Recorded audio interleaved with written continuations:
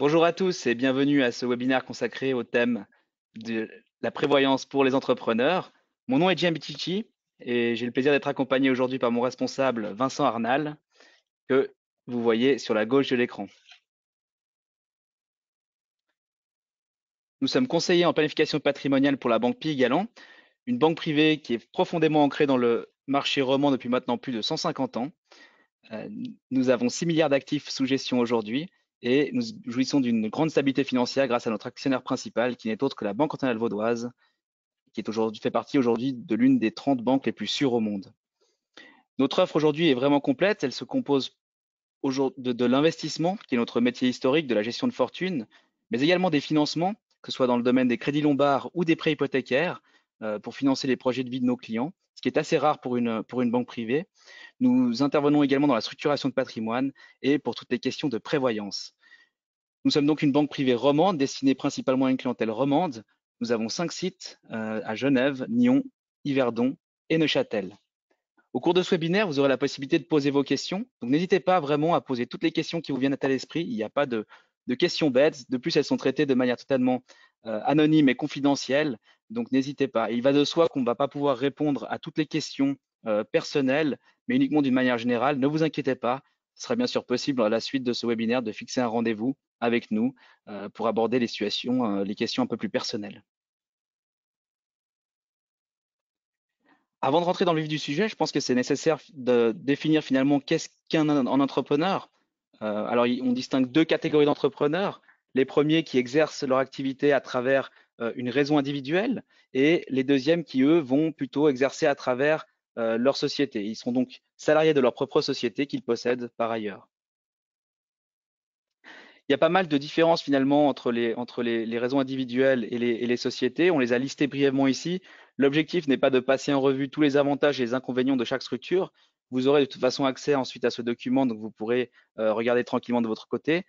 Mais finalement, la thématique qui nous intéresse aujourd'hui, c'est celle de la prévoyance et la distinction qui s'établit, la différence entre la raison individuelle et la société, finalement, se situe surtout au niveau de la flexibilité des plans qui peuvent être mis en place. Lorsqu'on est en raison individuelle, il est important de savoir que l'affiliation à une caisse de pension au deuxième pilier est facultative. C'est la raison pour laquelle ces personnes-là qui ne s'affilient peut-être pas au deuxième pilier ont la possibilité de verser un montant plus important sur le troisième pilier. La limite s'établit à 20% du salaire AVS, au maximum 34 128 francs par année. Mais il est clair qu'arrivé à un certain point, on est plafonné. Et c'est à ce moment-là, en général, lorsqu'on gagne à peu près 130 000 francs ou plus par année, que c'est intéressant d'envisager de s'affilier à une caisse de pension de manière facultative, un deuxième pilier donc, d'une part pour des raisons d'épargne en vue de la retraite et de fiscalité, mais aussi et surtout finalement pour des questions de risque, puisque je rappelle, le deuxième pilier n'est pas uniquement là pour planifier sa retraite au niveau de l'épargne, mais également pour couvrir les risques qui sont ceux de l'invalidité et du décès. Donc pour les personnes qui souhaitent protéger leur famille, c'est également important après un certain temps d'envisager une affiliation à une caisse de pension.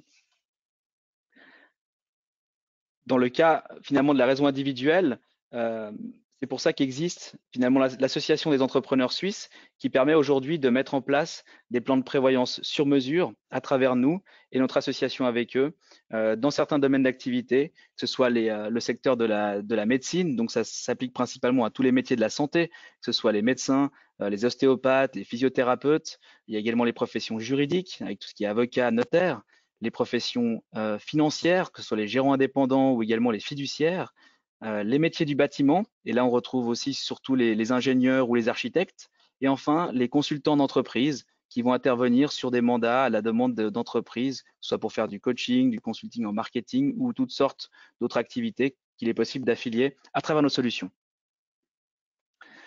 Dans le cas des personnes qui créent leur propre société, le système est un petit peu différent puisque ces personnes ont finalement l'obligation de s'affilier à une caisse de pension à partir du moment où ils vont gagner et se verser un salaire qui est supérieur à 21 330 francs et donc ils sont salariés de leur propre société.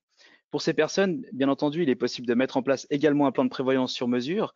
Et là, il n'y a pas forcément de restrictions au niveau des professions. Il y en a dans certains cas spécifiques où les salariés finalement sont soumis à une convention collective qui va imposer dans certains cas le choix de la caisse de pension, mais c'est relativement rare. C'est la raison pour laquelle on arrive assez souvent à trouver des solutions pour les personnes qui sont structurées en société. quelles sont finalement ces solutions qui s'offrent à vous aujourd'hui? Et bah, Vincent va nous les présenter et je lui cède du coup tout de suite la parole.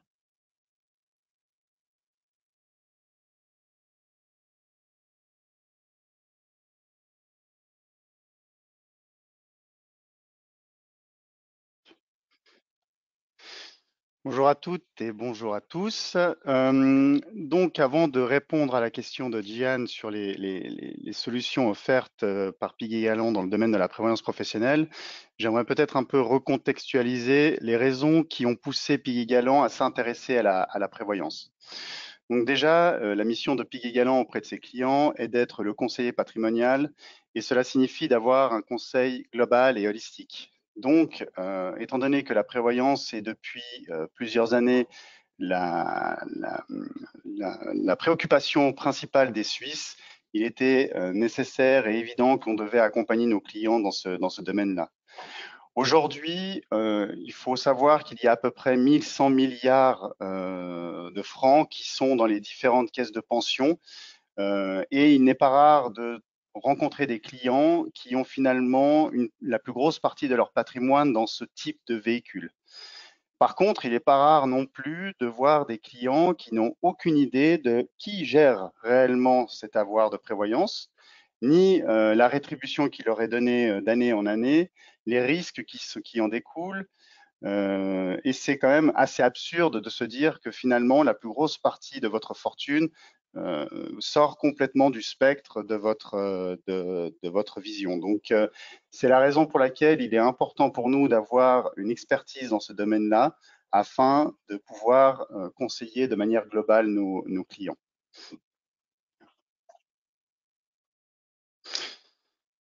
Je pense que vous avez déjà vu à plusieurs reprises cette pyramide qui symbolise le système de prévoyance suisse. Et vous voyez dans l'encadré finalement les points, les prévoyances sur lesquelles Piguet Galland est actif. Le premier pilier est une prévoyance étatique sur lequel nous pouvons agir et on va plutôt s'intéresser à la prévoyance du deuxième pilier et du troisième pilier qui est un compte sur lequel votre employeur et vous-même cotisez pour votre retraite ou pour vous couvrir sur certains risques comme le décès ou l'invalidité. Et puis, vous pouvez voir dans le titre que, effectivement, nous ne considérons pas la prévoyance comme une charge sociale. C'est plutôt un outil pour défiscaliser du revenu, voire même de la fortune. Vous le voyez à travers cette slide, les avantages que l'on peut tirer de la prévoyance professionnelle. En l'occurrence, aujourd'hui, nous pouvons déduire jusqu'à 10 millions de revenus à travers cet outil-là. Le cadre de la législation est défini dans l'OPP2 par le principe d'adéquation. Et le principe d'adéquation va justement nous permettre de définir les revenus totaux qu'on peut défiscaliser à travers cet outil-là. Et c'est un outil très puissant parce que, évidemment, l'impôt sur le revenu est l'impôt le plus fort qui frappe les contribuables. Ensuite, il ne faut pas voir la prévoyance du deuxième pilier comme un simple outil de défiscalisation, mais c'est aussi un moyen sûr de protéger sa famille sur des risques comme le décès ou l'invalidité, qui sont évidemment des choses importantes dont il faut tenir compte.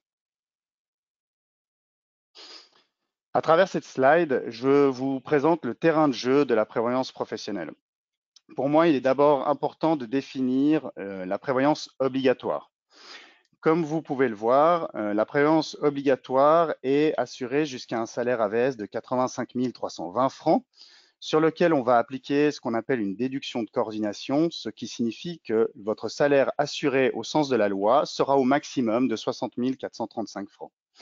Et selon votre âge, vous allez cotiser entre 7, 10, 15 ou 18% dans ce type de solution.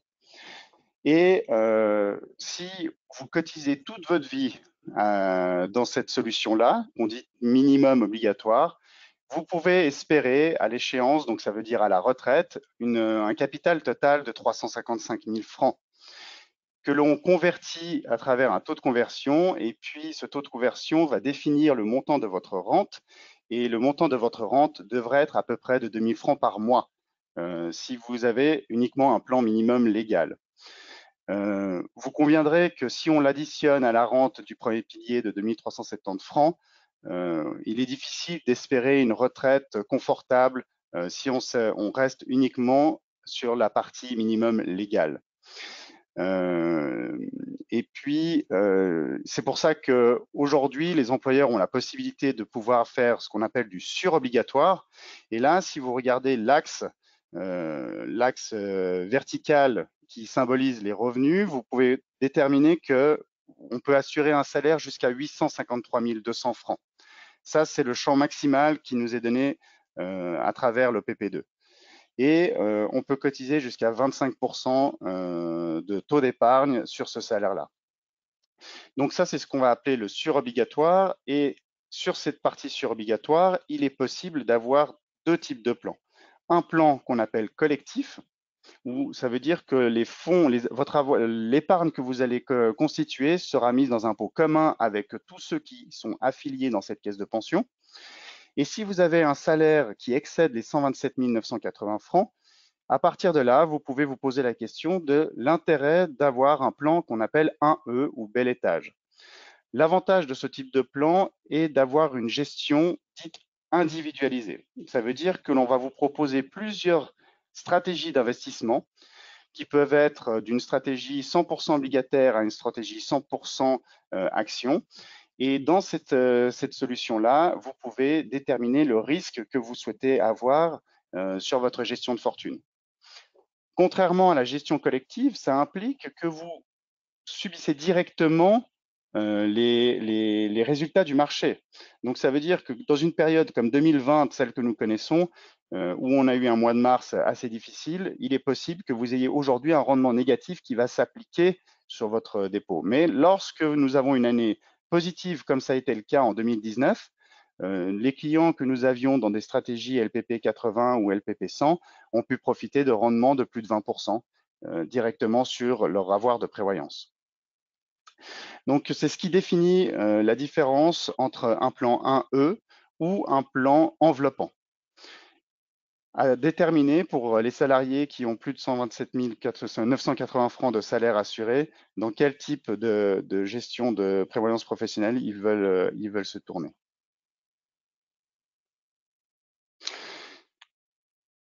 Quelle est l'offre de Piguet Galland? Piguet Galland n'est pas une fondation de prévoyance. Piguet Galland est une banque privée. Donc, ça veut dire que nous nous accompagnons d'une fondation de prévoyance pour proposer nos solutions auprès de notre clientèle. Donc, c'est une relation tripartite où nous présentons une fondation de prévoyance en fonction des besoins de nos clients. Et cette fondation de prévoyance va signer un contrat avec l'entreprise ou l'entrepreneur directement. Et cette fondation va ensuite mandater la banque Piguet Galland pour gérer les actifs de prévoyance de ces clients-là. Vous voyez dans ce slide la manière dont est gérée cette relation tripartite. Ça veut dire que malgré tout, l'équipe du conseil patrimonial de la banque va donner son conseil, son expertise. C'est nous qui allons rencontrer les clients pour déterminer les besoins et proposer une structure. Mais nous avons besoin d'une fondation de prévoyance pour toute la partie contractuelle, administrative, reporting. Et c'est avec elle que finalement vous allez au final signer ce contrat cette convention, cette affiliation de prévoyance professionnelle.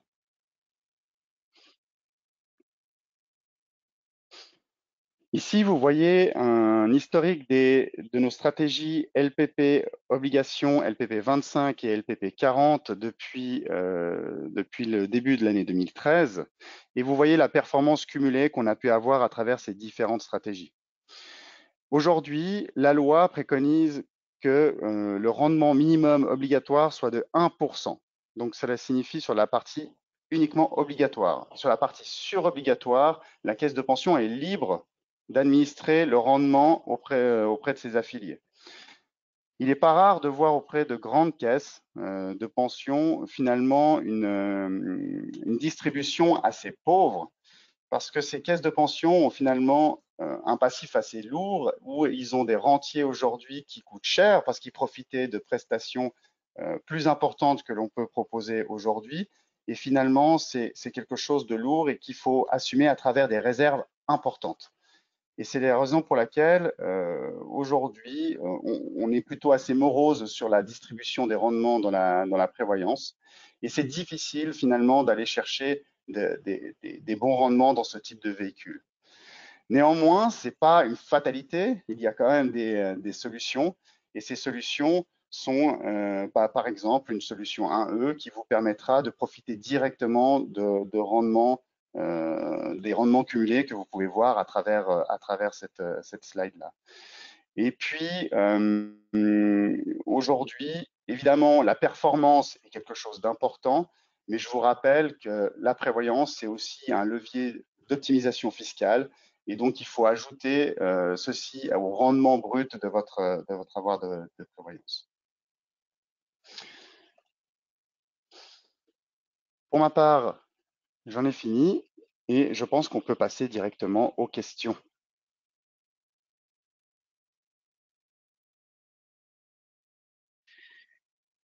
Merci Vincent pour cette présentation. On a effectivement déjà un certain nombre de questions qui ont été posées. Je commence tout de suite par la première. Qu'advient-il des avoirs dans le plan bel étage lorsqu'on arrive à la retraite? Alors, les capitaux qui sont cumulés dans les plans bel étage ou les plans 1E sont restitués sous forme de capital. Vous devez passer par une imposition qui sera séparée des autres revenus, donc une imposition avec un barème allégé qui va jusqu'à 9% par exemple sur le canton de Genève. Et puis cet argent devient de la fortune libre ensuite. Mais c'est une restitution uniquement sous forme de capital. Très bien, merci Vincent. Deuxième question, il a été mentionné justement la possibilité de transférer jusqu'à 10 millions dans le deuxième pilier. Est-ce que c'est possible de donner plus d'explications par rapport à ça? Ben, comme je l'ai défini, vous pouvez avoir un salaire assuré de plus de 850 000 francs à travers la prévoyance professionnelle et vous pouvez cotiser 25 ans dans votre plan de prévoyance. Et si on fait simplement le rapport entre une bonification d'épargne de 25% sur un revenu assuré de 850 000, ça définit en fait les 10 millions de revenus que vous pouvez défiscaliser à travers une prévoyance, votre prévoyance professionnelle.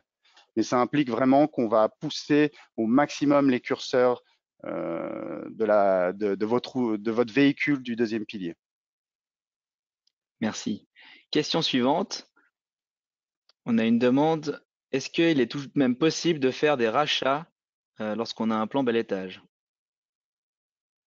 Tout à fait. Il faut d'abord racheter son plan de base. Ça, c'est un prérequis. Ça veut dire que vous devez d'abord passer par le plan de base pour votre rachat. Et une fois que votre plan de base est rempli, à partir de là, vous pouvez aussi effectuer des rachats à travers votre plan bel étage. L'avantage d'effectuer des rachats dans le plan bel étage, c'est que c'est vraiment une gestion de fortune que vous avez définie avec votre conseiller. Donc, on peut proposer jusqu'à 10 stratégies collectives différentes, mais au moins, vous avez vraiment une gestion de fortune qui correspond à votre profil d'investisseur et aux besoins que vous avez. Merci. Une autre question. Est-ce qu'il est tout de même possible de cotiser au troisième pilier lorsqu'on a un plan bel étage? Tout à fait. La loi définit simplement que la limite de cotisation du troisième pilier s'arrête à 6 826 francs du moment où on commence à cotiser dans un deuxième pilier, que ce soit un plan de base ou un plan bel étage. Très bien. Il y a pas mal de questions qui s'enchaînent, donc je les enchaîne une à une. Question suivante, donc. Qu'advient-il si il y a une grosse correction de marché l'année où je prends ma retraite et je suis investi dans une stratégie dynamique? Alors, il y a une possibilité en fait de transférer son dépôt de prévoyance sur un dépôt libre. Donc, ça veut dire qu'on fait un transfert de titre simplement sur un dépôt libre. Ça vous permettra de ne pas encaisser la perte du moment, à condition évidemment que vous n'ayez pas besoin de ce capital immédiatement. Ça permet simplement de laisser le marché reprendre un peu du poil de la bête et décider vous quand est-ce que vous souhaiterez finalement vendre les titres au moment le plus propice. Merci. Une autre question. Quel est le nombre d'employés minimum dans une entreprise pour pouvoir souscrire à un plan 1E? Un. Il suffit d'un seul employé. C'est-à-dire que la prévoyance professionnelle doit avoir un principe collectif. Ça signifie que, quoi qu'il arrive, il faut que une catégorie d'employés puisse rentrer dans ce type de plan. Donc, si l'entreprise ne comporte qu'un employé, il faut simplement que dans le règlement de prévoyance soit défini que si demain un deuxième employé venait dans l'entreprise, il pourrait accéder à ce type de plan s'il répond à certains critères. Très bien. Question suivante. Vous avez mentionné l'adaptation des prestations de risque. Est-ce que c'est également quelque chose qu'on peut adapter dans un plan bel étage? Tout à fait.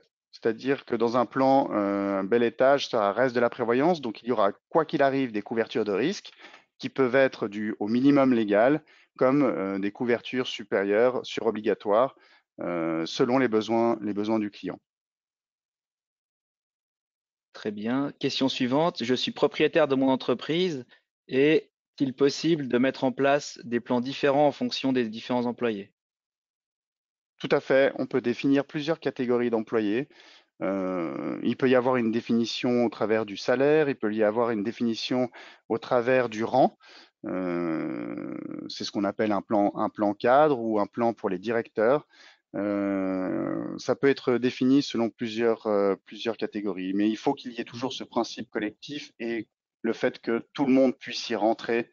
Donc il ne faut pas typiquement faire un plan qui va être spécifique aux femmes ou aux hommes ou quelque chose comme ça. Il faut vraiment que ce soit défini soit par l'ancienneté, soit par le revenu, soit par le titre qu'il a au sein de l'entreprise. Très bien. Alors, une question qui nous est souvent posée. euh, j'ai pas mal d'argent. Si j'effectue des gros rachats dans mon plan 1E, ça veut dire que je ne vais plus payer d'impôts pour l'interrogation. Alors effectivement, si vous avez un peu de temps devant vous et puis que jusqu'à maintenant vous n'avez pas beaucoup cotisé dans la prévoyance professionnelle, il est possible que vous ayez une lacune importante au travers d'un joli plan 1E. Donc, si vous voulez, le calcul du rachat est de simplement déterminer que si avec le plan actuel vous aviez cotisé juste depuis l'âge de 25 ans et avec le salaire que vous avez actuellement, vous auriez une somme, un avoir de prévoyance de X francs. Et cette différence avec l'avoir de vieillesse actuel peut être compensée à travers du rachat. Donc, pour extrapoler, si vous avez toujours été dans un plan au minimum légal avec un salaire de 69 000 francs, et puis que demain vous présentez un nouveau plan de prévoyance avec un salaire assuré de 850 000 francs, avec un taux de cotisation de 25%, il y a fort à parier qu'on puisse faire des rachats sur quelques millions. Et donc, ça permettrait, dans certains cas, de diminuer le revenu imposable au maximum. Et il n'est pas rare de proposer ce type de solution à une clientèle d'entrepreneurs qui a négligé la prévoyance jusqu'à un certain âge. Et puis, au final, il ne paye plus d'impôt sur le revenu jusqu'à la prise de retraite. Donc voilà, chaque cas est particulier, mais il faut bien comprendre que la prévoyance professionnelle est un levier de défiscalisation qui peut être très fort. Question suivante. On a quelqu'un qui vient d'arriver en Suisse et qui se pose la question de la durée des cotisations. Alors,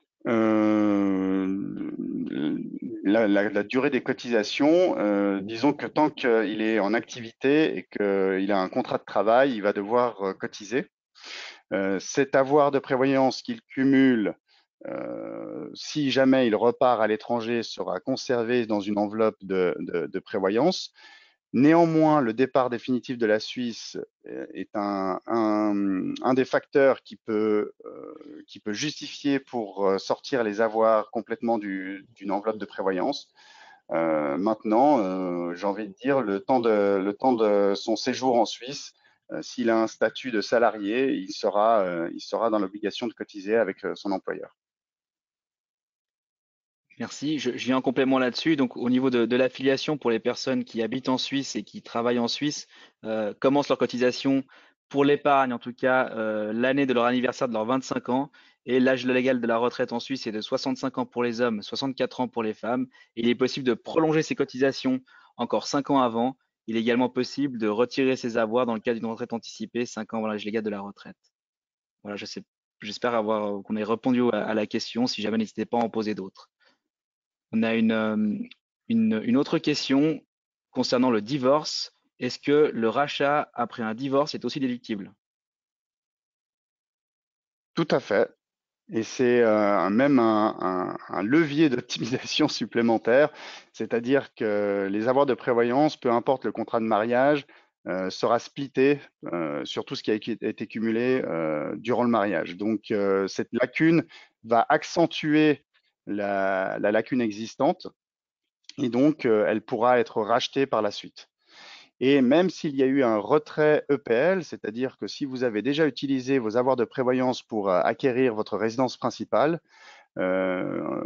si vous avez un divorce ensuite qui crée une nouvelle lacune, vous pouvez effectuer un rachat en primauté avant le remboursement de votre retrait EPL.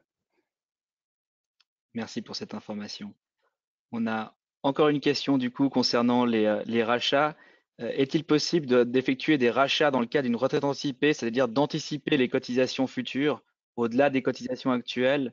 Et une autre question qui demande quel est le délai finalement qu'il faut respecter avant de retirer ses avoirs. Alors tout à fait. Beaucoup de caisses de pension aujourd'hui prévoient ça dans leur règlement, c'est-à-dire que vous pouvez, au travers de rachats, compenser la diminution des futures prestations que vous auriez en anticipant votre retraite. Donc ça, c'est tout à fait envisageable. Et puis, ce sur quoi il faut être attentif, c'est que si lors de la prise de retraite, il y a une prise en capital, qu'elle soit totale ou partielle, il faut respecter un délai de 3 ans. Donc, sinon, vous serez dans l'obligation de rembourser l'optimisation fiscale que vous avez perçue au travers du rachat. Donc, le délai vraiment à respecter est un délai de 3 ans. Merci beaucoup, merci Vincent. Je pense qu'on arrive au terme du temps qu'on s'est fixé. Merci beaucoup à tous pour votre participation. Il y a pas mal de questions assez personnelles qui ont été posées. Pour des raisons de confidentialité, malheureusement, on va pas pouvoir y répondre ici aujourd'hui. Mais n'hésitez pas à prendre contact avec nous pour fixer un rendez-vous. C'est avec grand plaisir qu'on passe en revue votre situation et qu'on répond à toutes vos interrogations, qu'elles soient personnelles ou non, et qu'on regarde un petit peu quelles sont les pistes d'optimisation qu'on peut vous apporter. Encore un grand merci à tous d'avoir participé et on vous dit à bientôt pour un prochain webinaire. Bonne Merci à soirée à tous. tous. Au revoir.